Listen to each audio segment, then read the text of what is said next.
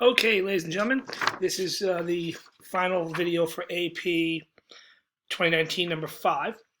And the first problem was to find the integral or the area of the upper curve minus the lower curve, which I have written right here. And this was originally a non-calculator problem, so they wanted you to work it out. I'm just going to show you how you would do it. They never ask for really complicated integrals. You just got to keep track of what you're working with. Now, because there's so many different parts, I choose to do them separately. I'll find the integral of the top part first, then I'll find the integral of the other parts lower second, and then I'll subtract one from the other. And I'll show you the format you have to do on the AP test in terms of writing things out. You don't have to solve things out all the way if you kind of know what they are. Okay, whenever we integrate, if we want to integrate anything, we cannot integrate till the derivative of the inside of the function is sitting right here. So if I look at this piece right here, the derivative of the inside is 1. So I don't even have to worry about it when I'm integrating. So the integral of this function is going to be 6x minus, this thing goes to the third power, goes up 1, minus 2/3 from 0 to 2. You could have written 1/3 times 2. Doesn't make a difference to me. Let's come down to this problem right here. The derivative of the inside is pi over 2. So I can't proceed until I put a pi over 2 on the inside. I need to put that here, but if I put that in there so I can work, I've got to counteract it with a 2 over pi on the outside. And now I'm ready to integrate. When I integrate, this derivative disappears, so it's equal to, the 2 pi stays, times, in parentheses, negative 2x plus 3, and the integral of cosine, I believe, is sine of something. I'm always going to double check with sines or cosine. Just work backwards. The derivative of sine is cosine, so I'm okay. I don't need to put a negative symbol in there at all. This also goes from 0 to 2. So if I was to fill all this in, I would fill this in as 6 times 2 minus 2/3, 2 minus 1 to the third, that's the upper, minus 6 times 0 minus 2/3, 0 minus 1 to the third, close parentheses. That's going to give me the top. Now let's see what's going to give me the bottom. I'm going to fill it on in. Negative 2 times 2 plus 3 sine pi over 2 times 2, close parentheses, minus negative 2 times 0 plus 3 sine pi over 2 times 0, close parentheses. So that's me actually having filled out both parts.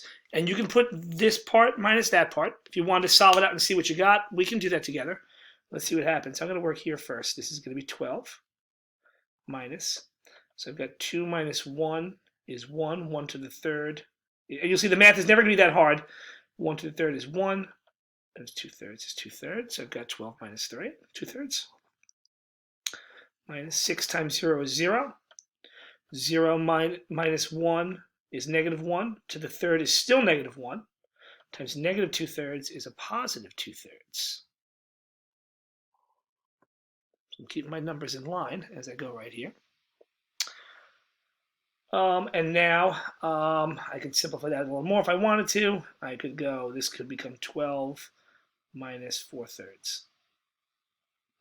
On the test, there's no reason you don't have to combine them any more than that. I might just go a little farther. And you guys aren't going to be doing it all anyway because you're having calculators.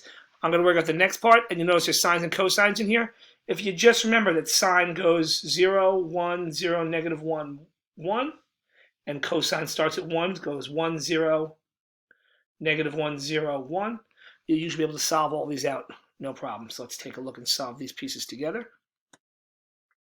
So negative 2 times, negative 2 times 2 is 4, negative 4, plus, okay, so it's this pi over 2 times 2 is pi. So the sine of pi, I know that the sine of pi is 0, times 3 is 0.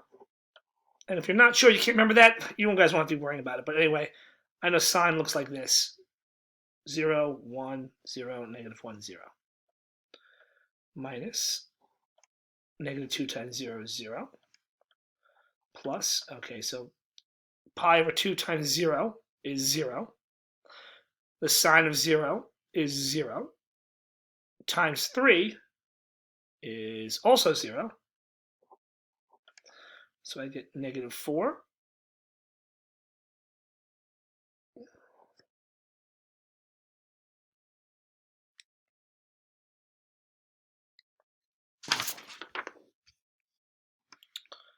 So if I want my final answer, it's going to be upper, which is 12 minus 4/3, minus lower, which is minus 4, which becomes 12 plus 4, minus 4/3. All these answers are, you don't have to go any farther than that on the test. I'm just going for it. 12 and 4 is 16. Minus 4/3. Which I need a common denominator, so I'd multiply 3 on the bottom and 3 on the top.